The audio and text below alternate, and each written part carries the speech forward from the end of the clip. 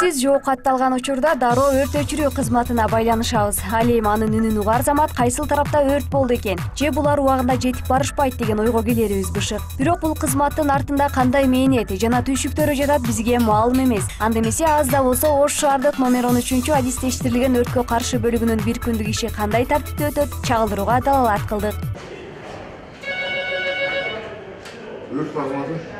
Өрт өчүрүү кызматынын кыймылдаткычы диспетчердик бөлүм. Анткени мына ушул жерге өзгөчө кырдаал тууралуу маалымат түшкөндөн тартып, кызматкерлер өз милдеттерин аткарууга киришет. Бул жерде өрт кысы катталып калган болсо, адамдар чалышат ушу 101ге. Бул жерде 102 кызматы дагы бар. 102 кызматына да чалып калат.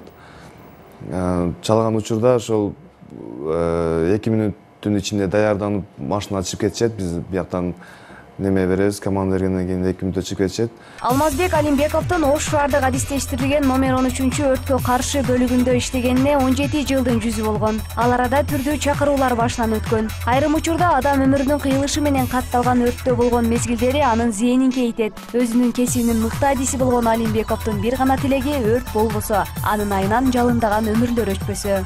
Бул тармакка мен кичинемден телевидение көрүп, өртөөчүлөрдү көрүп, элдерге жардам берип, өртөөчүдө мен ошондо кыялданчыдым да, өртөөчү болсам деп, тагдырга экен, өртөөчү болуп иштеп калдым ошол жылдан бери. Бул биздин жумуш өтө татаал. Өрткө чыкканыбызда ар кыл ситуациялар болот. Адам өлүмдөр болот. Алмазбек Алимбеков сыяктуу мында дагы 60ка чукул кызматкер эмгектенет. 15 адамдан турган топтор кезектешип мөөнөттө болушат. Кайсыл мезгил же кандай учур болбосун өрт өчүрүүчүлөр эл кызматына даяр турушат.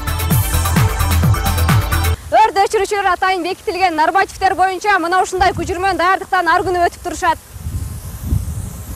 Иш күндөрү өткөн күнгө саресеп салуу менен башталып, өрт шаймандары кылдаттык менен текшерүүдөн өтөт. Андан соң ары түйшүктүү, ары сыймыктуу кесипти аркалаган өрт өчүрүүчүлөргө сабак өткөрүлөт. Бизге Ак Буранын оң тарабы карайт. Мындайча айтканда, юго-восток жак ХБК. Эки пожарный час бар, Осский районунда Араванскийде.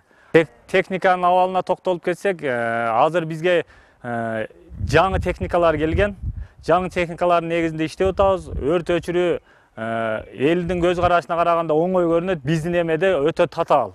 Себеби дегенде бүтүн жолдор тосук, машиналар жол бербейт, домдордо шламбап эмелерин тосуп алышкан. Ары кооптуу, ары түйшүктүү кесипти аркалагандыгына карабай эл кызматында жүргөн өрт өчүрүүчүлөргө алкыш айтуу менен бүгүнкү кесиптик майрамыңыздар кут болсун демекчибиз.